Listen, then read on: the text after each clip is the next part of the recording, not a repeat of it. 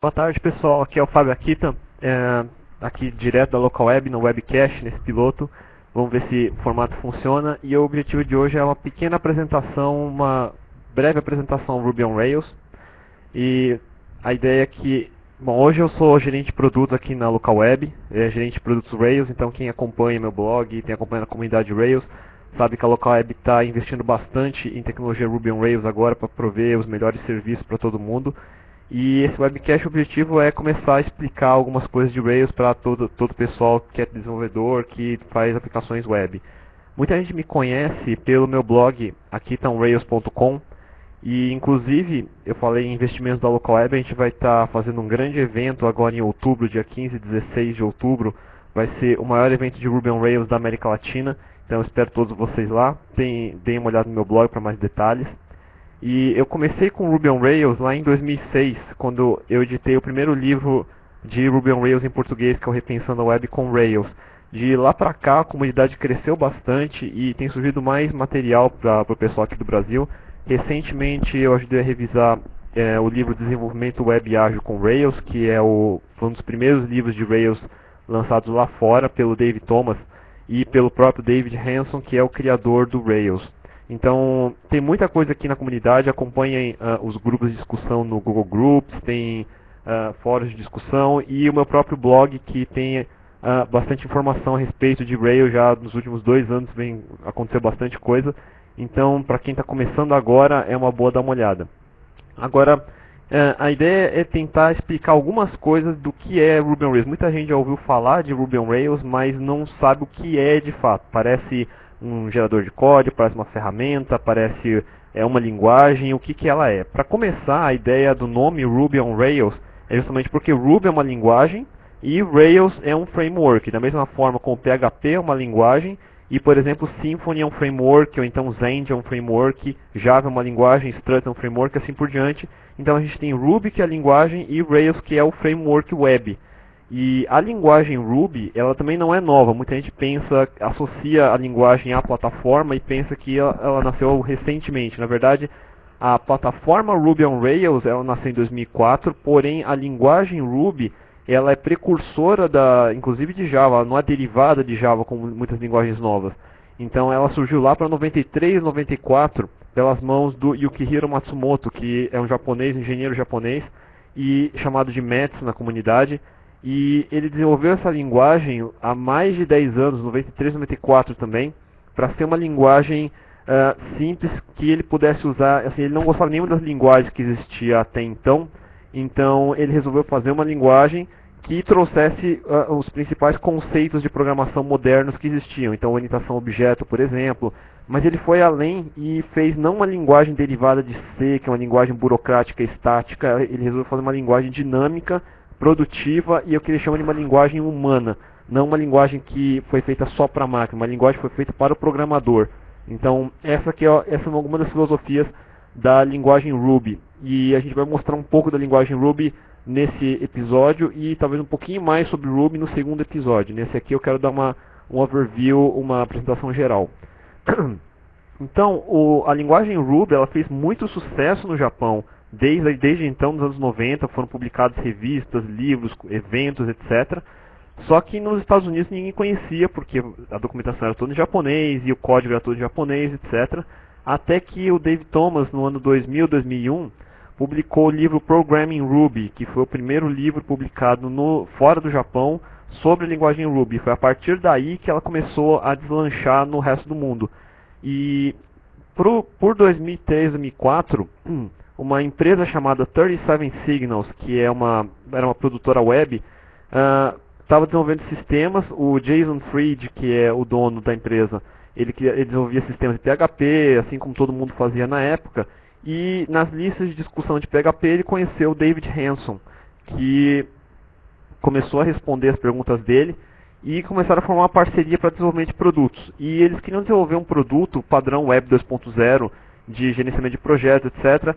Só que eles não queriam fazer do jeito tradicional, usando PHP, usando Java, ou o que fosse daquela época. E resolveram, o David, ele estuda muito, então ele conhecia todos os design partners, todas as plataformas, etc. E decidiu por testar essa linguagem chamada Ruby, que a comunidade estava crescendo ao redor dela, e então ele desenvolveu um produto chamado Basecamp em cima da linguagem Ruby para 37 Signals, e hoje esse Basecamp é o principal produto da 37 Signals, é um gerenciador de projetos padrão Web 2.0, ou seja, super simples, mas realmente pragmático, que é a principal palavra hoje, é ser um programador pragmático, não um programador burocrático. E em cima desse produto Basecamp foi extraído os componentes comuns que teria em qualquer outra aplicação web, e ali nasceu as raízes do Rails, que seria o framework. Então essa é a origem do Ruby on Rails. E de 2004 para cá a comunidade cresceu, explodiu, ela começou com pouquíssima gente, e em 3 anos hoje tem, o Gartner estima que no mundo todo hoje tem 1 milhão de programadores Ruby. Para 2013 ele acha que vai mais do que quintuplicar a quantidade de programadores Rails, de Ruby e Rails na verdade. Toda uma legião de programadores de web que já vinham de outras plataformas, estavam cansados das outras plataformas, estavam cansados dos mesmos problemas que tinham nas outras plataformas, migraram em massa para o Rails. Então grandes nomes como Martin Fowler, que é um dos grandes autores de design patterns e arquiteturas corporativas, etc. Hoje é um grande defensor de Ruby, de Rails. Toda a comunidade ágil, pessoal de XP, pessoal de Scrum, pessoal de diversas metodologias ágeis, também pulou rapidamente para o Rails, porque finalmente viu na linguagem Ruby a linguagem e a plataforma necessária para colocar a visão de integração contínua, testes o tempo todo, esse tipo de coisa que a gente fala bastante em metodologias ágeis, mas que não é tão simples de implementar na maioria das plataformas tradicionais. Então, de lá para cá, começaram a surgir vários movimentos em cima de Ruby. E hoje o Ruby ele é uma linguagem interpretada, orientada a objetos, que roda nas principais plataformas. Ela roda em Windows, roda em Unix, etc. E tem várias implementações alternativas que estão surgindo em cima dela. Por exemplo, a Microsoft está investindo numa implementação de Ruby para rodar sobre a plataforma .NET. Vai servir como uma das linguagens para rodar Silverlight, por exemplo. E a Sun também está investindo bastante no projeto chamado JRuby. Então hoje já é possível rodar a linguagem Ruby, que é uma linguagem dinâmica, orientada a objetos com características funcionais de programação em cima da máquina virtual Java. Mais do que isso, ele consegue rodar aplicações desenvolvidas sobre Ruby on Rails em cima de servidores de aplicação Java tradicionais, como Tomcat ou Glassfish ou qualquer outro. Então tem várias alternativas que estão surgindo para melhorar ou estender ou aumentar a capacidade da linguagem e da plataforma. Com o JRuby, por exemplo, você tem a capacidade de utilizar bibliotecas, componentes e vários outros legados que existem hoje em Java em cima de uma aplicação web desenvolvida com Rails, por exemplo. E além disso tudo, na própria Sun, tem dentro dela, eles desenvolvem o NetBeans, que é a IDE, para desenvolvimento Java, e ele já vem hoje, se você fizer o download do NetBeans, já vem com suporte para Ruby também, e para Ruby on Rails. Aí algumas das principais dúvidas que surgem em cima de Ruby de Rails, também é uma percepção, principalmente aqui no Brasil, que o pessoal não está acostumado a ver coisas novas que acontecem lá fora. Quem usa Ruby on Rails hoje? Então, parece que ninguém usa, né? Mas não é bem verdade. Então, esse site, que é o Rails 100, ele é um wiki atualizado constantemente com os 100 principais websites que hoje rodam com Ruby on Rails. Então aqui tem uma lista com só 100 grandes sites. Desses 100 tem alguns grandes nomes, por exemplo, esse aqui é o Hulu.com. O Hulu.com é um site de mídia do canal NBC Universal. Então é um site que foi feito para competir com o iTunes e com outros sites hoje para distribuição de mídia, que lá fora é uma polêmica grande, a distribuição de mídia, episódios de TV, etc. E esse site, Hulu, é um site social com todo esse conteúdo de mídia de uma grande empresa, que é a NBC, e foi feito em Ruby on Rails. Um outro case que eu gosto bastante é o yellowpages.com, seria as páginas amarelas dos Estados Unidos. No ranking dos sites top 100 de Rails, ele é o terceiro, por aí se eu não me engano, do ranking geral de sites dos Estados Unidos. Então toda vez que a gente fala Estados Unidos, qualquer site que estiver no top 100 com certeza é tão grande quanto os maiores sites que tem hoje no Brasil, assim, é uma outra escala, é uma outra ordem de magnitude. E o yellowpages.com está em 33º lugar entre os sites mais acessados dos Estados Unidos.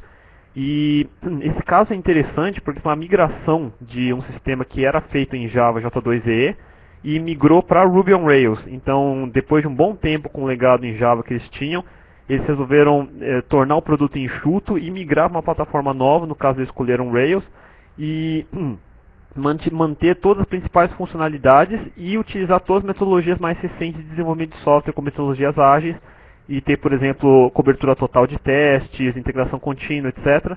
E eles saltaram de 145 mil linhas de código Java para cerca de 15 mil linhas de Ruby on Rails, com suporte de testes que eles não tinham antes. Então, hoje eles têm um processo mais enxuto, uma produtividade com algumas ordens de grandeza mais rápido, só que sem comprometer em qualidade de desenvolvimento de software, então seguindo todos os design patterns mais modernos, seguindo todas as metodologias ágeis mais modernas. Então eles têm hoje uma estrutura enxuta, um processo enxuto e um produto que funciona e chega e consegue atender toda a população dos Estados Unidos, sendo a 33ª maior site dos Estados Unidos. Um outro caso mais conhecido é o Twitter. Então o Twitter ele ainda não pegou tão forte no Brasil como pega nos Estados Unidos, mas lá fora ele cresce sem parar, apesar de vários problemas. Então quem acompanha as notícias de internet sabe que o Twitter é um site que está fazendo um estrondoso sucesso, porém ele cai o tempo todo, porque ele não aguenta a quantidade de gente que chega lá dentro. Então isso até se tornou uma polêmica, porque como a front-end dele é feito em Rails, então o pessoal associa o site cair com Ruby on Rails, o que normalmente é o que os novatos costumam associar. Porém, eu já conversei com todos os engenheiros deles, então, enfim, a gente conhece o caso, e o gargalo deles hoje é banco de dados. Então, o problema não é só fazer a programação web. Programar HTML é fácil, programar CSS é fácil, programar aplicação web em si é fácil. Porém, quando você fala de um site que é o primeiro lugar no top ranking de todo mundo, e você tem que aguentar milhões de requisições por segundo ou coisa do tipo, a gente não está falando de uma linguagem ou de uma plataforma. Lá no Twitter eles já usam hoje várias outras linguagens diferentes, incluindo C, incluindo Erlang, que é uma linguagem que o brasileiro nenhum provavelmente já ouviu falar, e tem uma arquitetura muito diferenciada. Então não é um banco de dados que nem você tem no tutorial de uma revista de banco de dados, assim, é algo completamente diferente do que a gente está falando. Programadores normais hoje de aplicações web sequer entendem o que significa database sharding, por exemplo, mas é uma coisa que lá é crucial, e isso também não segura todo o tráfego. A gente está falando de tráfegos realmente grandes, a gente está falando de eventos muito grandes nos Estados Unidos, são eventos que não acontecem aqui. Mas de qualquer forma, um dos fatores que conseguiu levar o Twitter a ser lançado tão rápido na época foi justamente o fato de ter o front-end feito em Rails e não ter passado por todo o processo burocrático de desenvolvimento web. E agora eles estão com o problema que todo mundo queria ter, que é o problema de crescimento acelerado. Eles realmente fizeram sucesso. Então, o problema deles hoje é o sucesso e eles estão tendo que lidar com isso. Então, é o problema que todo mundo queria ter. Então, é bem legal. Agora, outro site também muito conhecido para quem usa aplicações Facebook, outras redes sociais, é o iLike, que é uma rede social de música. Então, é outro site que tem mais de 500 milhões de usuários cadastrados, se eu não me engano. E é acessado todos os dias por milhões de pessoas nos Estados Unidos, até no Brasil tem muita gente que usa iLike. Então mais um site feito em Ruby on Rails. Outra rede social grande, então rede social é uma das coisas que lá fora está pegando bastante. Então, aqui no Brasil é só Orkut, mas lá fora você tem Hi5, Facebook e assim por diante. E várias aplicações desenvolvidas sobre essas plataformas, a iLike sendo uma delas. E entre outras redes sociais, tem essa aqui que é feita em Ruby on Rails também, que é a Revolution Health, e quem fundou esse empreendimento é ninguém menos que Steve Casey, que foi um dos fundadores da América Online, a AOL, que também teve no Brasil e estourou junto com a primeira grande bolha de internet. Mas o Steve Casey continua ativo e desenvolveu essa grande rede social de saúde. Então é uma coisa que toda vez que eu apresento esse site, eu falo que é um desejo meu de ter um site como esse no Brasil, que é um site onde você pode procurar médicos, hospitais, planos e todos os serviços hospitalares, mas dentro de um conceito de rede social, onde você pode comentar em cima, você pode participar, você pode dizer que plano que é bom, que plano que é ruim, etc. E comentar ali dentro. Imagine um grande Orkut de saúde, seria essa grande ideia. E foi feito em Ruby on Rails, e a equipe de desenvolvimento da Revolution Health já contribuiu muito para a comunidade de Rails também. Agora, no mundo corporativo, isso também não está esquecido. A Oracle é outra que apoia bastante Ruby on Rails, além da Sun, além da Microsoft. E a Oracle desenvolveu uma comunidade interna dela chamada Oracle Mix, que foi desenvolvida com tecnologia Ruby on Rails, utilizando tecnologia Oracle por baixo, por exemplo, banco de dados Oracle e diversas outras tecnologias Oracle. E esse Oracle Mix foi feito utilizando, se eu não me engano, foi inclusive uma aplicação Rails rodando sobre JRuby, acessando a infraestrutura Oracle, e foi feito pela própria Oracle. Aqui no Brasil também tem vários exemplos, eu separei só um para ir mais rápido, mas é um grande chamado blogblogs.com.br. Então, para quem conhece o conceito, é parecido com o Technorat, que é um grande indexador de blogs. Então, para quem é blogueiro nacional, e provavelmente tem vários assistindo, e esse site é um dos principais sites de indexação de blogs no Brasil. Se não for o maior, ele é um dos maiores. E também foi desenvolvido em Ruby on Rails pelo Manuel Lemos. Começou da mesma forma, foi uma ideia de uma pessoa que precisava ser desenvolvido muito rápido, e agora ele conseguiu ter uma grande empresa, agora está contratando muitos Railers também, está desenvolvendo novos produtos em cima, como o Brasigo, e está indo em frente com o Ruby on Rails, que permite a ele desenvolver esse tipo de aplicação rápida, sem ter código macarrônico em cima, que ele consiga depois manter, contratar mais gente e expandir. Outra grande empresa que dá muito suporte para Ruby on Rails é ninguém menos do que a Apple. E dentro da comunidade Rails, é uma peculiaridade da comunidade Rails, que a maioria dos rubistas e dos Railers, eles adoram tecnologia Apple. Então eu também, na verdade, eu gosto muito de Apple. Aqui nesse caso estou usando um Windows, mas enfim, o Ruby funciona em Windows também. Muita gente até pensa que é necessário ter Mac para poder usar Rails. Não é assim, todo mundo que tem Windows ou tem Linux tem o mesmo tipo de acesso a Rails que a gente tem. Porém, a comunidade desenvolve mais em Mac, portanto tem algumas ferramentas extras que a gente tem em Mac. Um exemplo disso, de que a Apple está dando um grande apoio, é que no sistema operacional Leopard, que é o sistema operacional mais novo, ele já vem com Ruby pré-instalado, já vem com Rails pré-instalado, e a própria Apple está desenvolvendo uma versão de Ruby específica para desenvolver aplicações desktop usando Ruby. Então, dentro da Apple um galho muito estratégico de desenvolvimento tecnológico lá dentro. Então, tem muita coisa sendo desenvolvida em cima de Ruby on Rails. Eu mostrei só uma pequena pincelada do que existe, foi a ponta do iceberg.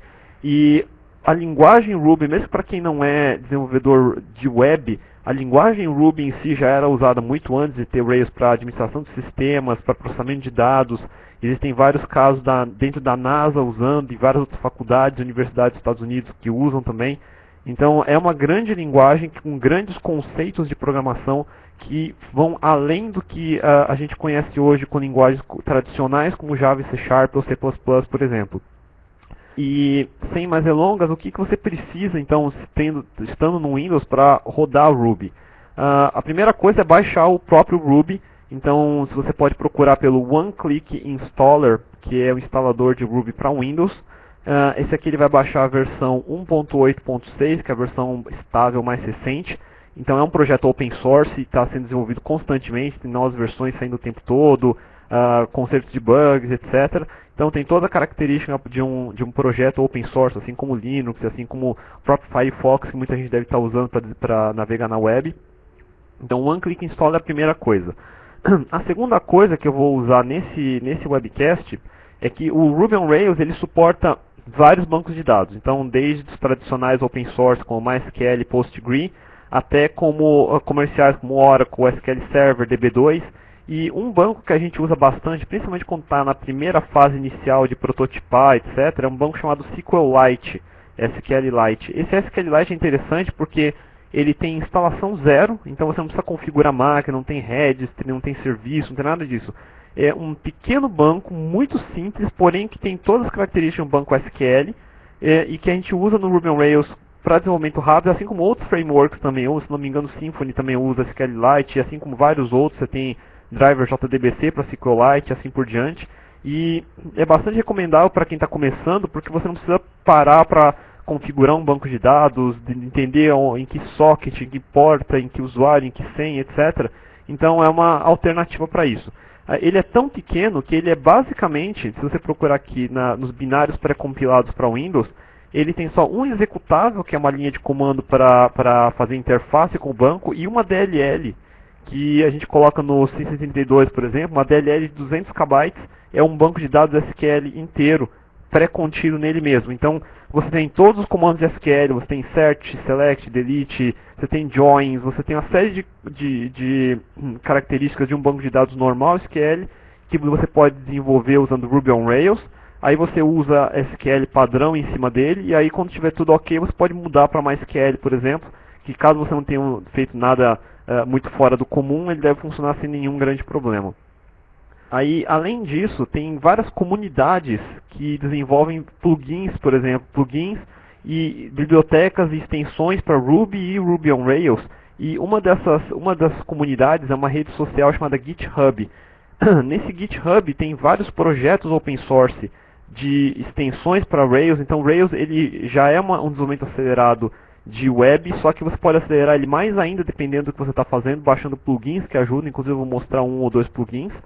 E aqui você consegue dar download no zip dele, você simplesmente descompacta no diretório de plugins e está tudo ok.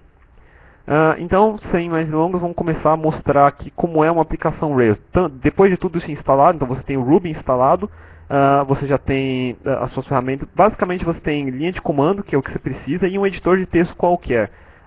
O One Click Installer, quando você instala ele já vem com um editor de texto simples chamado Scintilla, que é esse daqui, que é também um editor de texto open source, mas você pode usar qualquer editor de texto. Para quem está acostumado com interface IDEs de desenvolvimento, e Eclipse, NetBeans, Visual Studio, cada um desses três que eu acabei de falar tem plugins para Ruby e para Rails. Então o Eclipse tem uma série de plugins, então você vai encontrar os nomes Red Rails ou Aptana, que são versões de Eclipse para rodar Ruby. Você tem o próprio NetBeans, que eu já falei que tem suporte a Ruby e Ruby on Rails. Você vai encontrar no Visual Studio um plugin comercial chamado Ruby in Steel. Então você tem um plugin de Ruby para Visual Studio para poder desenvolver, debugar, etc. Porém, para quem está começando, eu continuo achando que é melhor usar um simples editor de texto. A grande ideia de uma linguagem dinâmica é que a gente desenvolve as bibliotecas, os frameworks, para que elas evitem burocracia. As ideias que existem hoje em Java, etc., são necessárias. Eu não programaria sem um Eclipse, por exemplo, porque ela exige muito do programador, muito trabalho repetitivo que a gente não precisaria estar fazendo mais no século XXI agora. A gente tem computador com quad-cores rodando, com 4 GB de RAM rodando, e não somos nós que temos que trabalhar para o computador, é o computador que tem que trabalhar para a gente. Então uma coisa que a comunidade de Ruby como um todo faz é desenvolver ferramentas que permitam ao programador desenvolver aquilo que interessa de maneira limpa, organizada, testada, de acordo com Extreme Programming, com metodologias ágeis, etc., sem perder coerência, etc., e tendo que fazer o menos possível. E isso não é só preguiça de digitar, é simplesmente quem faz trabalho repetitivo deixa a máquina fazer, deixa o estagiário fazer se for o caso, mas o programador tem que se preocupar com coisas mais importantes, tipo colocar um site grande no ar e ganhar muito dinheiro. Então essa seria mais interessante. Feito isso, a gente tem a distribuição Ruby. Deixa eu mostrar como é que ela fica instalada na máquina. Então, aqui você tem no C2 pontos, por exemplo, Ruby. Aí você tem no bin todos os binários. Ele vai colocar já no path, então na linha de comando ele vai estar aparecendo. E você tem todas as bibliotecas Ruby aqui dentro. Um nome que vocês vão ouvir muito é Ruby Gems, de gemas. Então o nome Ruby e você tem as gemas. Agora, o que são as gemas? Gemas são as bibliotecas que você pode instalar via internet, incluindo o próprio Rails. Então, um comando que você ganha logo depois que instala o Ruby, a partir daquele instalador One Click Installer, é o comando gem. Nesse comando gem, se você estiver conectado à internet, você dá o gem install Rails. Feito isso, ele vai baixar da internet todas as bibliotecas que compõem o framework Rails. Então, aqui no topo eu tenho algumas delas. E algumas outras bibliotecas que são dependentes. E tem várias outras bibliotecas que a gente usa, então eu não vou entrar em detalhe em todas aqui, mas assim, a principal que você precisa é da gem install Rails. A segunda, que nem eu falei agora que a gente vai usar SQLite, é a SQLite 3-Ruby, que é o adapter de Ruby para SQLite. Então, uma vez que eu vou fazer uma aplicação Rails que conecta nesse banco de dados, então eu preciso do adapter dele, e assim por diante eu precisaria de adapters para Oracle, etc. Você pode instalar em separado com esse mesmo comando gem install. Então tem várias documentações a respeito, os principais livros demonstram isso, e aqui eu só vou fazer um exemplo simples mostrando com o SQLite como ele funciona. Feito isso, eu vou criar aqui um diretório qualquer, eu vou criar chamado Rails, mas pode chamar qualquer coisa, só para guardar meus projetos. E dentro desse diretório, eu vou usar o comando Rails e criar aqui uma aplicação demo. Então, toda aplicação Rails, ele começa com esse comando. Então, ele começa com Rails e o nome do seu projeto, e a partir daí ele vai tomar uma série de decisões por mim. Então, isso aqui é a primeira grande mudança. Normalmente, quando a gente começa um projeto web, a gente tem que tomar uma série de decisões. Aonde eu vou colocar meus HTMLs, aonde eu vou colocar meu código, onde vai ficar minha biblioteca, quais bibliotecas eu vou usar dentre as centenas que existem, e assim por diante, em que toda decisão que eu tomar vai afetar todo o meu ciclo de desenvolvimento daqui para frente. Com o Rails, ele já me dá um padrão de desenvolvimento que eu posso mudar se eu quiser, mas são decisões que eu não precisaria tomar, que 80% das pessoas tomariam a mesma decisão, só que elas gastariam tempo para isso. Então, em vez de ter que esperar e pesquisar e ver que versões de biblioteca funcionam, com quais versões de biblioteca, etc., então ele já vai te dar um padrão em cima disso. A ideia do Rails, inclusive, não é suprir 100% das necessidades de uma aplicação web. Todo framework que se propõe a resolver 100% de tudo, vai acabar resolvendo 0% de nada. Essa que é a grande ideia. Você sempre vai ter aquele caso extra em que você vai ter 50 linhas de configuração por causa daquele 1% da população que gostaria de ter aquela funcionalidade. Mas então, em vez de você ter esse monte de configuração, você tem um framework enxuto que resolve 80% dos seus problemas. Digamos que os outros 8% dos plugins inteiros resolvam, e vai ter talvez ali 1% de funcionalidades que você não conseguiria fazer em cima da plataforma Rails. Mas a grande ideia do Rails é você não precisar ter que ir atrás de 50 coisas que você sempre tem que ir atrás. Então aqui, ó, ele já está criando para mim os diretórios. Aqui a minha máquina está um pouquinho lenta, mas isso aqui é porque ela está transmitindo o vídeo, mas o normal é que ela seja instantânea. Então qualquer máquina que você comprar hoje vai rodar de forma bem instantânea em cima. E ele está criando para mim aqui toda a estrutura de diretórios que são padrão em todos os projetos Rails. Então uma característica de um projeto Web Rails, se você pegar um projeto Web Rails, é que ele vai ter a mesma estrutura. Então vou aqui abrir o Explorer para mostrar. Então ele usa todos os design patterns necessários para desenvolvimento web, e toda vez que você for atrás de um projeto Rails, você normalmente vai encontrar esta estrutura aqui. Ó. Então eu criei aqui o projeto demo, então você tem aqui um diretório chamado app. Dentro do diretório app você tem as camadas controller, model e view, então é MVC. Você tem um diretório onde fica configurações. Você tem aqui o diretório public, que é onde você coloca tudo que é web estático, então imagem, HTML, style sheet, JavaScript, etc. Você tem um diretório chamado teste, que é extremamente importante porque ele já vem com a infraestrutura de teste necessário separado em teste unitário, funcional e integrado. Então você já tem aqui uma infraestrutura, um local onde colocar testes, e ele vai tentar fazer com que você faça esses testes. E um diretório aqui chamado vendor, que você coloca plugins que você pode baixar da internet.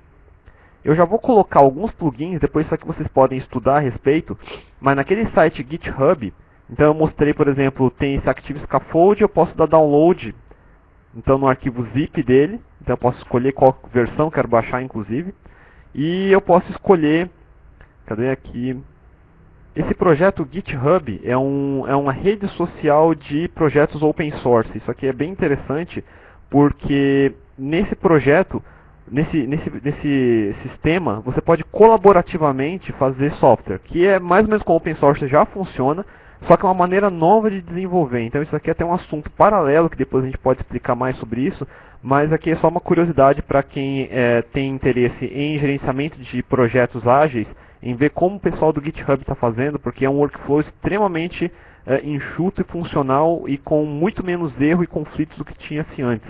Então aqui é um bom exemplo do que fazer. Esses plugins, na verdade eu instalo via linha de comando, mas aqui eu dei um exemplo de como baixar esses plugins do GitHub, sem precisar instalar nada. Então você baixa 2 zips aqui, eu baixei 2 plugins, descompacta e joga aqui no vendor plugins. Então aqui eu já tenho 2 plugins instalados. Então Plugins são simplesmente trechos de código, são dentro de uma estrutura padrão para estender esse framework. Agora, entrando aqui no projeto demo, eu já posso ver algumas coisas. Então, se eu entrar aqui no diário config, eu tenho um arquivo de configuração, o primeiro e talvez o único, dependendo do projeto do que você for fazer, que tem uma coisa que o framework não tem como saber, que é o seu banco de dados. Se você for conectar no MySQL, ele não vai saber qual que é a sua senha de banco. Então você no mínimo precisa dizer qual que é o banco que ele vai se conectar. No caso, esse banco, como eu falei, ele já vem pré-configurado para SQLite 3. Então eu não vou nem mexer, eu vou mostrar aqui dentro. Isso aqui tudo você pode editar. Isso é um arquivo texto, então normalmente esses arquivos de configuração vêm até com comentários, eu posso mexer como eu quiser nesses arquivos. E aqui dentro você vê que ele vem com 3 ambientes, que é uma coisa também já diferente de desenvolvimento normal. Ele vem com um ambiente de desenvolvimento, um ambiente de teste e um ambiente de produção. Agora, o que são esses ambientes? O pessoal pensa em servidor de teste e servidor de produção. Aqui no caso, não, são ambientes que rodam local na sua máquina. Então, o processo de desenvolvimento com o Ruby on Rails, ele parte do princípio que você vai ter um banco local, não um banco centralizado. Pelo seguinte motivo, banco centralizado acaba com a sua produtividade. Porque um desenvolvedor vai estar sempre pisando no calo de outro desenvolvedor. E, principalmente no começo do projeto, isso é extremamente ruim para o seu projeto. E aí eu vou mostrar como é que a gente resolve esse problema no Ruby on Rails. Mas a primeira maneira de fazer isso é tendo ambientes separados. Para que servem os ambientes? Toda vez que eu estou desenvolvendo, eu tenho um banco de dados meu, onde eu quero colocar qualquer dado dentro dele. Eu quero colocar lixo dentro dele, eu quero brincar dentro dele, eu quero apagar coisas. E se eu fizer isso em bancos dos outros, eu vou atrapalhar o desenvolvedor. Então, eu preciso de um banco local, onde eu posso fazer tudo o que eu quero fazer, sem acabar com o projeto dos outros. Por outro lado, eu vou desenvolver código utilizando metodologias de teste, por exemplo, Test Driven Development, que o pessoal fala bastante em metodologias ágeis, que é o TDD, que é fazer o teste primeiro para depois fazer o código que faz esse teste passar. Então a gente faz isso em Rails, só que teste não é só código, teste é dados também. E se eu fizer teste em cima do meu banco de dados, com meus dados lixo, depois que a outra pessoa for tentar rodar, vai cair no problema de que não vai ter os mesmos dados e o teste vai falhar. Então também é um empecilho na hora de usar metodologias de teste. Então esse aqui eu já tenho um banco separado de teste, que toda vez que eu rodo a minha suíte de testes, ele zera esse banco, recarrega os dados de teste, roda os testes igualzinho em cima, e isso em todas as máquinas que eu vou rodar. Então já é um passo extra que eu não preciso fazer na hora de fazer deployment de testes. E finalmente produção, não só banco, mas em termos de configuração do framework. Quando eu estou desenvolvendo, eu quero estar no Firefox, por exemplo, dar um refresh nele e ver imediatamente a modificação que eu fiz no código, mas quando eu estou em produção, eu quero que ele carregue uma vez as classes, não fique recarregando, porque recarregar, ele gasta performance com isso. Então eu já quero deixar pré-carregado e não ter mais que mexer nele. Então em produção ele carrega ambientes assim, por exemplo, caching, por exemplo, carregamento de classes, etc. Em produção você tem isso tudo ligado, em desenvolvimento você tem tudo isso desligado, e você nunca vai esquecer você vai ter aquele cenário que normalmente você desliga o cache para desenvolver, daí joga em produção e esqueceu de ligar o cache de novo. Então tudo isso que tem erros humanos, a gente costuma separar em código, e aqui no Rails ele já vem pré-separado. Então aqui eu tenho os ambientes de bancos pré-separado, e eu vou usar o SQLite 3 como meu banco, e vamos fazer já um pequeno exemplo. Vou criar, eu tenho vários scripts, eu tenho um diretório chamado script. Nesse diretório eu tenho vários scripts aqui dentro, e como um desses scripts eu vou criar aqui uma entidade, por exemplo, chamado livro, então, com autor e com o título. Então essa aqui é uma das maneiras de fazer, não é obrigatório fazer desse jeito, mas isso aqui é um acelerador que o Rails me dá. O Rails já tem vários aceleradores pré-instalados dentro dele. Então esse daqui já vai me criar um ambiente, um código MVC, uma entidade RESTful. Então para quem está mexendo com web services hoje, já deve ter ouvido falar do protocolo REST em vez de SOAP. E esse cara já vai me gerar todo o esqueleto MVC, controller model e views já separadas de acordo com os preceitos REST para aplicações web. Então aqui de novo está demorando um pouquinho, mas ele vai me gerar as estruturas de teste, os testes unitários, teste funcional, vai me gerar as views separadas, vai me gerar o model já ligando com o banco de dados, e vai me gerar o controller já aceitando URLs REST, respondendo a URLs REST. Uma vez que ele termina de fazer isso, ele vai jogar tudo dentro desse diretório que eu mostrei, que é o app. Aí você vai ter aqui controllers, vai ter aqui as views, vai ter aqui os models. Aquele que só demora um pouquinho para carregar. Aqui você vai notar que eu escrevi em inglês, eu escrevi sem pensar, na verdade, porque é costume. Mas você pode escrever em português, claro.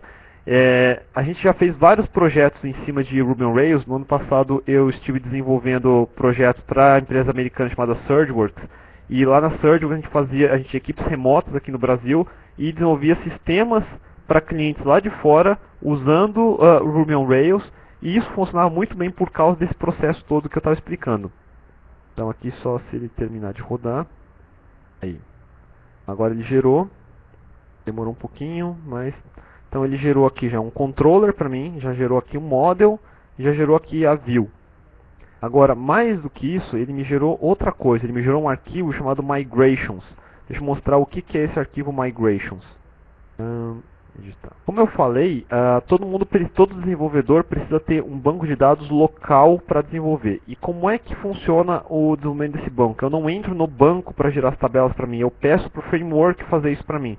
Então, quando eu fiz aquela linha de comando aqui para gerar uma entidade chamada livro com esses dois campos, autor e título, é exatamente isso que ele já colocou em código para mim. De novo, eu posso editar isso aqui como eu quiser, eu posso acrescentar um outro campo aqui, etc. E ele vai gerar o banco de dados para mim. Então, eu já tenho aqui uma série de ferramentas. Então, por isso que eu falei que na linha de comando é mais prático, porque a gente já tem essas ferramentas todas que você se acostuma muito rápido. Esse comando rake, para quem é programador C, vai se lembrar de make. Para quem é programador Java, vai se lembrar de ent. Ou para quem é programador Visual Studio, de nent. Ele executa tarefas que a gente programa, normalmente é em XML, aqui a gente programa em Ruby mesmo. E essa tarefa dbmigrate, ele vai pegar esse arquivo de migration e vai rodar ela no meu banco de dados. Então ele vai traduzir aquele create table, que é esse comando aqui, que está em Ruby, para SQL e vai gerar o banco já para mim. Isso aqui poderia ser em qualquer banco de dados. Agora, qual que é a vantagem disso? Normalmente um projeto qualquer de desenvolvimento de software tem que estar em algum repositório que versiona esses dados todos. Então, eu tenho que ter um controle de versão de maneira que eu possa ter atualizações de versões paralelas, eu posso ter várias pessoas trabalhando no mesmo código ao mesmo tempo. E aí eu vou ter que ter alguma coisa, por exemplo, um Subversion, por exemplo, o Git que eu acabei de falar. São dois bons, evitem qualquer outro que seja diferente, muito diferente do Subversion. E esse arquivo de migration, ele vai no repositório também. E qual que é a vantagem? Imagine que eu tenho 3 desenvolvedores fazendo código ao mesmo tempo e todos eles estão desenvolvendo no banco ao mesmo tempo. Cada um com o seu banco local. E aí ele cria uma entidade, cria a tabela usando o migration. E quando ele gera um arquivo via migration, ele vai gerar com esse timestamp aqui. Então o timestamp está lá, 2008-07-11. E está com o horário 18:51:10. Por que está 18? Porque ele está em formato UTC, que é o formato universal de horas, de tal maneira que eu possa ter desenvolvedores espalhados pelo mundo em diferentes fusos horários. E quando eu jogar isso para o repositório, esses vários desenvolvedores, esses arquivos vão estar na ordem que eles foram criados por cada um dos desenvolvedores. E quando eu rodar esse comando dbmigrate, eu vou executar as migrations desses outros desenvolvedores no meu banco local. E qual que é a grande vantagem? A cada vez que eu jogo o código para o repositório, aquele código que é dependente de uma tabela vai junto com o script que gera aquela tabela. Eu não tenho mais aquele caso em que um desenvolvedor faz a tabela no banco, esquece que ela está lá, joga código que depende dela no repositório e quando os outros desenvolvedores vão baixar o código, falha porque eles não têm a tabela. Até o cara lembrar que tinha uma tabela para colocar lá, já você perdeu tempo, você perdeu produtividade, você aumentou a quantidade de bugs, pessoal procurando bugs que não existem. E agora, com esse mecanismo simples, todos os desenvolvedores funcionam sincronizados ao mesmo tempo. Então, basta você estar jogando no repositório, e quando você baixa, você tem esse migration para rodar. Isso funcionou muito bem, e eu tive experiência própria disso, quando eu trabalhei com equipe que a gente tinha pessoas separadas lá nos Estados Unidos, no Rio Grande do Sul, em Brasília, aqui em São Paulo, em 2 cidades diferentes de São Paulo, desenvolvendo o mesmo projeto ao mesmo tempo, só que sem ter esses problemas que normalmente a gente tinha, por exemplo, de banco, porque todas elas tinham migrations. Aí, além disso, um outro plus é que quando eu jogo isso em produção, eu posso executar esse arquivo em produção e ele vai atualizar o banco de dados de produção também.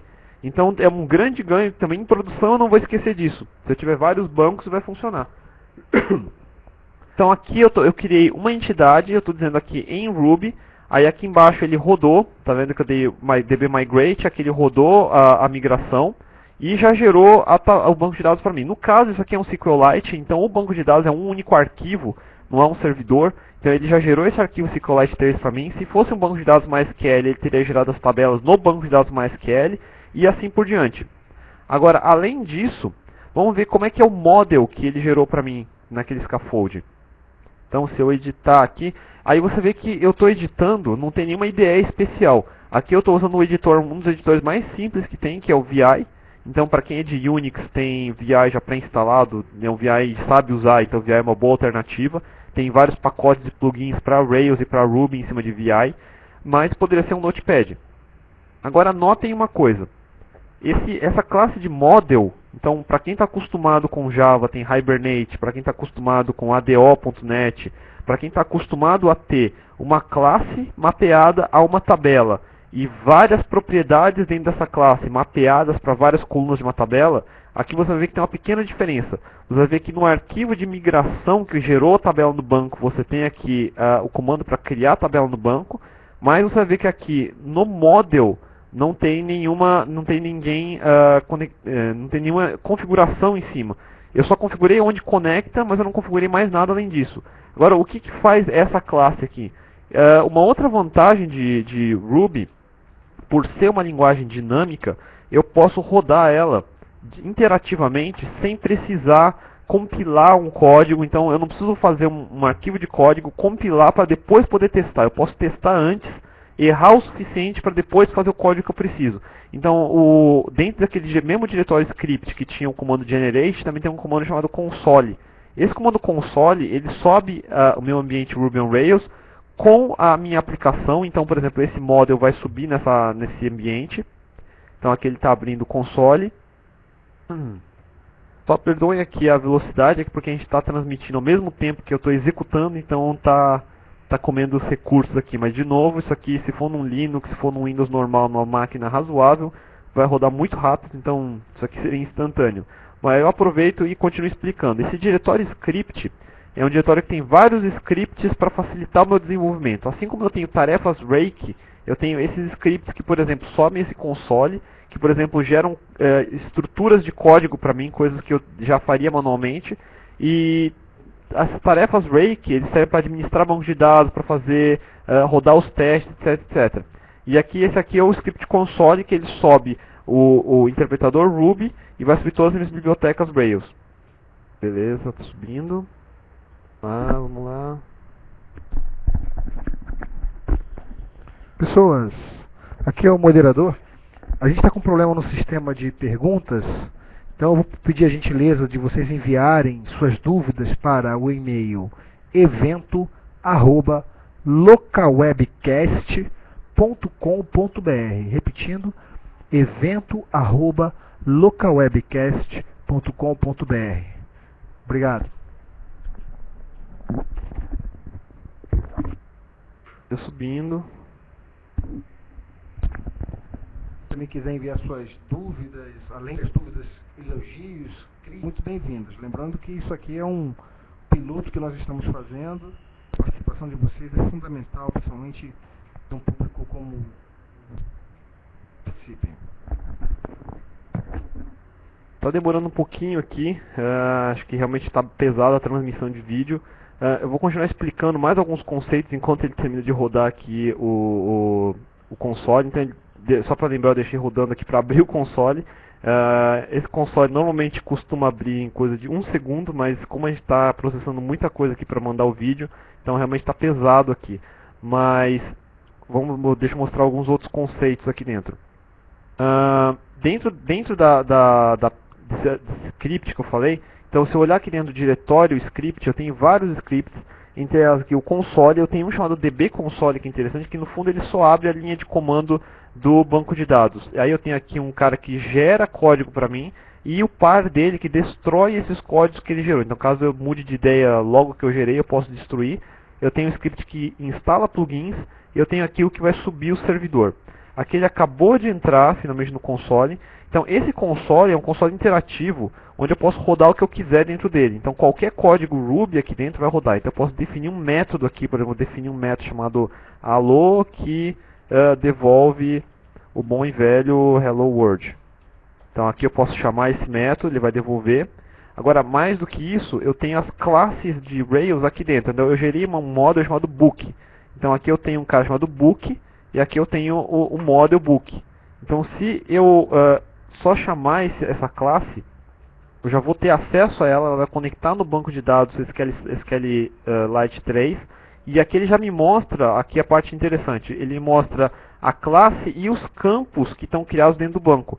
Aí note que na minha classe aqui eu não tenho nada dizendo isso. Agora como é que o Rails sabe disso? Porque é uma coisa que eu não preciso dizer para ele, porque é redundante, porque o framework consegue perguntar isso para o banco.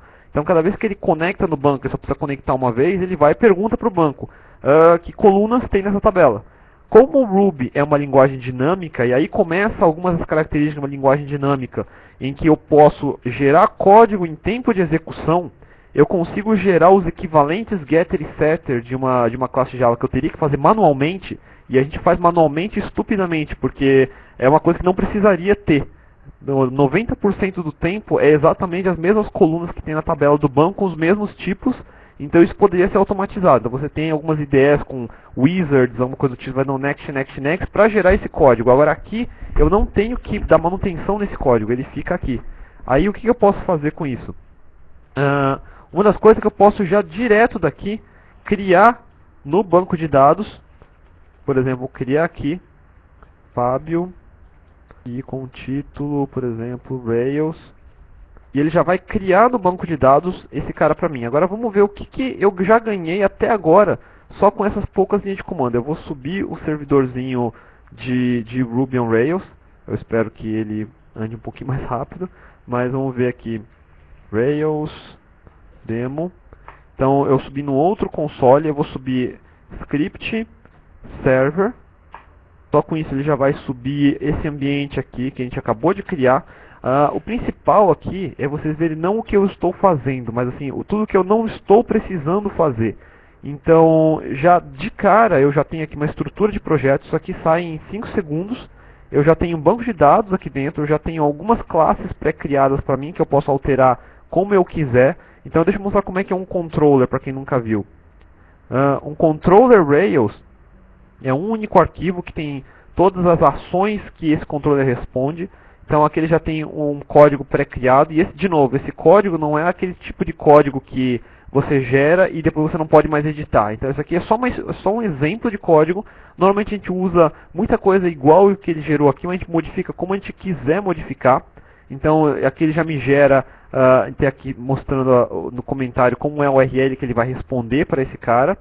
Então ele vai tudo via convenções, e no caso aqui, por exemplo, eu criei uma entidade chamada livro, ele já me criou aqui um controller livros, uma tabela livros, ele já vai responder a barra books aqui no plural mesmo, a barra books.xml, eu vou mostrar o que isso quer dizer. Então aqui, ó, ele subiu aqui o servidor. Então uma vez subindo o servidor, então vamos mostrar o que acontece.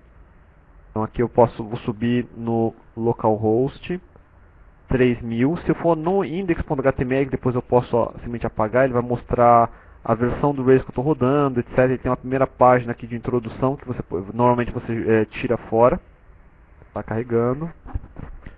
Fábio, enquanto carrega, tem uma pergunta aqui do Felipe que diz o seguinte: com Rails é possível fazer qualquer tipo de aplicação como comércio eletrônico? Boa pergunta, a resposta é bastante simples. O Ruby on Rails é um framework web. Então, se a gente estivesse falando de uma aplicação desktop, no Ruby puro não é tão recomendado, porque você tem ferramentas melhores hoje para desenvolver, por exemplo, para Windows, etc., para desktop. E mesmo em desktop, para quem programa em Java hoje, como a gente tem JRuby, existe uma série de linguagens sobre Java que eu consigo desenvolver com todo o idioma Ruby, sem ter toda a burocracia de um swing para fazer a aplicação desktop. Não dá para fazer a aplicação desktop Java em Ruby usando JRuby, isso é um exemplo. Agora, aplicações web, então e-commerce, site social, site de conteúdo, blog, qualquer site que é web, é exatamente o tipo de aplicação que o Ruby on Rails consegue resolver. Então, tudo aquilo que tem um banco de dados por trás, que tem transações, que tem páginas web, que tem Ajax, inclusive, que tem suporte já nativo para Ajax. Então, tudo aquilo que você tem web no meio do caminho, o Ruby on Rails consegue resolver.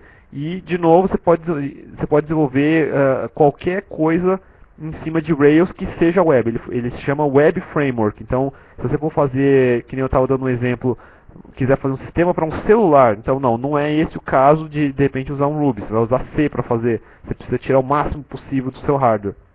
Então, seria um exemplo. Agora, para web já não. Então, espero que tenha respondido. Agora, finalmente carregou aqui. E essa aqui é para a página inicial de Hello World aqui do Ruby on Rails. E aí eu criei uma entidade chamada livro. Então, já por padrão, eu já tenho uma URL aqui chamada /books, que vai exatamente naquele controller de livros. Então ele vai carregar. Então ele aqui, vocês lembram que eu já tinha criado aqui no console um livro. Então um livro.create, aqui o autor e o título. Então exatamente esse cara já apareceu aqui dentro. Eu vou criar mais um. Então aqui agora eu estou realmente judiando da máquina com servidor de pé, mais transmissão de vídeo, mas espero que ele aguente. Aí aqui eu vou criar aqui um outro livro, fulano, e aqui Ruby Programming, qualquer coisa. Então já criou, eu posso editar, ou então eu posso já deletar daqui mesmo, e assim por diante. Eu já tenho aqui, só com aquele comando generate scaffold livro, ele já criou a tabela no banco, já está versionado esse controle de versão do banco, inclusive. Ele já me criou essas páginas todas aqui, de criar, de mostrar, editar e deletar, em um formato MVC. Então não está num macarrônico da vida, que você dá um copy-paste e sai grudando código. Ele já gerou uma estrutura para você, e a partir dessa estrutura você consegue melhorar em cima. E com plugins eu ainda consigo fazer mais coisas. Então eu vou tentar dar um exemplo aqui muito rápido. Vamos ver se vai funcionar. Então eu vou parar aqui o servidor e vou gerar mais um controller. /generate. Aqui eu vou gerar só um controller, chamado, por exemplo, um controller de administração desses livros. Digamos que eu queira gerar um controller desse tipo, só um controller. Além disso, deixa eu mostrar uma outra coisa que é interessante também. Aqui dentro das views, ele tem um diretório separado de layouts, e para cada controller ele gera um subdiretório que tem as páginas separadas. Essas páginas, então se eu for mostrar como ela é desenvolvida, não é muito diferente do que você já viu, por exemplo, num PHP ou num JSP ou num ASP.NET da vida. Então, ele é tags HTML, e no meio delas você tem o que a gente chama de helpers, que, digamos, são macrofunções que são escritas em Ruby. Então eu não preciso ter uma segunda linguagem. Como o Ruby é tão simples, que normalmente a gente faz uma tag lib em Java, porque se você escrever Java dentro do HTML, realmente vai ficar extremamente complexo. Então você esconde toda a complexidade de uma tag lib, só que a tag lib continua sendo uma linguagem de programação. Então você tem vários tag libs que tem if, while, enfim, todas as estruturas de linguagem de programação. Então, em vez de você ter essa gambiarra chamada tag lib, você usa a própria linguagem Ruby, que é simples o suficiente para estar no meio do HTML sem romper com a estrutura. Então, você vê exatamente aqui um HTML, parágrafo aqui H1, você tem aqui o formulário, por exemplo, e você tem aqui cada elemento. Então, você tem um label, você tem um text field, você tem aqui um submit. Então, está muito claro o que está sendo feito aqui, um link para back a partir de um certo URL, e assim por diante. Então, uma das coisas que você tem, que eu estou explicando, é esse layout. Layout, posso ter layout por controller, ou eu posso ter um layout para o sistema inteiro. Então aqui ele gerou para mim esse Books, que é só para o Books, e eu quero um para o application inteirinho, por exemplo. Então, para que serve esse cara? Esse cara serve, então você tem páginas web, então nessa página normalmente você tem coisas em comum, você tem cabeçalho, você tem barra lateral, etc., que são comuns em todas as páginas, você coloca num layout, e daí você, cada trecho, por exemplo, aquele new, aquele edit, e esses caras todos vão no meio desse layout. E eu posso ter isso para o site todo, nesse application, ou eu posso ter isso separado por controller, por seção do site, por exemplo. Então ele também já vem pré-separado aonde que eu tenho que colocar cada coisa. Aí dentro desse cara, para o plugin que eu quero mostrar funcionar, eu posso editar aqui como eu quiser, como eu falei. Eu vou pegar aqui exatamente um códigozinho muito simples, criar esse cara, sai mais rápido. Aqui vamos trapacear um pouco. E aqui eu tenho esse código aqui. Então o que está acontecendo aqui? Então, se você for ver, esse é exatamente o código que você tem no topo do HTML. Então você tem lá, ó, começando HTML, doctype, tudo isso aqui tudo foi gerado para mim. E aqui eu termino e fecho a página, e aí nesse meio do caminho que tem esse pequeno código Ruby, é onde ele vai encaixar aquelas páginas. Aí aqui no cabeçalho eu posso declarar style sheet, eu posso declarar JavaScript, assim por diante, e configurações de Ajax que eu preciso, etc. Então feito isso daqui, aí ele criou para mim já o controller, então vamos ver como é que ele criou esse controller para mim. Eu mandei criar um controller chamado admin book, então ele vai criar aqui um subdiretório admin e um outro controller chamado book, que eu vou editar, e dentro dele eu vou acrescentar uma linha. Isso aqui é uma funcionalidade não do Rails, é uma funcionalidade de um plugin que funciona com Rails. Então são coisas que eu posso fazer. Então aqui é um exemplo chamado aqui Active Scaffold para book. Aí feito isso, a última coisa que eu tenho que fazer, toda vez que eu gero aquele scaffold, ele gera um arquivo de rotas. Essas rotas são importantes quando eu for explicar a respeito de REST, talvez no outro episódio, para Web Services, para que servem essas rotas. Mas aqui, eu vou só acrescentar essa configuração, rapidinho, já está acabando. E aí, finalmente, subir o servidor e mostrar esse último exemplo. Então, eu vou subir aqui o servidor. Então, olha só, a ideia do Ruby, da linguagem Ruby, é que eu não tenha que fazer burocracia. Então, essa é a principal coisa. Eu não posso fazer gambiarra. Então, não é copy-paste para lá e para cá, ou simplesmente jogar tudo numa função. Eu tenho uma estrutura. Então, o Rails ele me dá essa estrutura para a web. Então, somando essas duas coisas, eu consigo gerar produtos em cima de Rails, seja um projeto inteiro, seja um plugin, seja uma biblioteca, que usa essas funcionalidades para que ele gere código para mim, para que ele gere funcionalidades para mim. Isso é uma coisa extremamente importante, porque hoje a gente perde muito tempo fazendo interfaces, fazendo tipos estáticos, fazendo estruturas estáticas, que se eu não faço certo da primeira vez, para mudar depois é muito difícil. Isso que é o maior problema hoje de desenvolvimento de software, é que a pessoa tem aquela coisa em mente, que se ela não fizer direito da primeira vez, depois para mudar, vai dar uma grande dor de cabeça. Então, nesse caso de linguagens dinâmicas, é o contrário. Ele incentiva que você erre e que seja fácil você colocar de volta no estado correto. Então, a principal característica de uma metodologia ágil é que você erre bastante. Então, aqui você vê que eu estou gerando código sem muitas preocupações. Ele está jogando no lugar certo para mim. Eu já sei onde eu tenho que colocar cada pedaço. Ele, ao mesmo tempo em que eu gerei aqueles scaffolds, aqui embaixo no diretório de teste que eu falei, ele já me gerou. Eu já tenho aqui dentro as estruturas de teste funcional, eu tenho aqui a estrutura de teste unitário. Se eu olhar aqui, ó, eu acabei de gerar aquele admin/books, então eu tenho aqui, ó, admin/books, eu tenho um arquivo de teste para isso. Então se eu rodar a suíte de teste, já tem aqui uma estrutura para isso, onde eu tenho que colocar esses testes. Então está tudo organizado dentro do projeto. É claro, um mau programador pode conscientemente quebrar o que ele quiser, por isso que ele é um mau programador. Um bom programador, entendendo meia dúzia de conceitos, consegue desenvolver já um protótipo em 5 minutos. Então, que nem eu acabei de fazer aqui. Então, agora vamos ver o que eu ganhei com aquele plugin que eu instalei, por exemplo.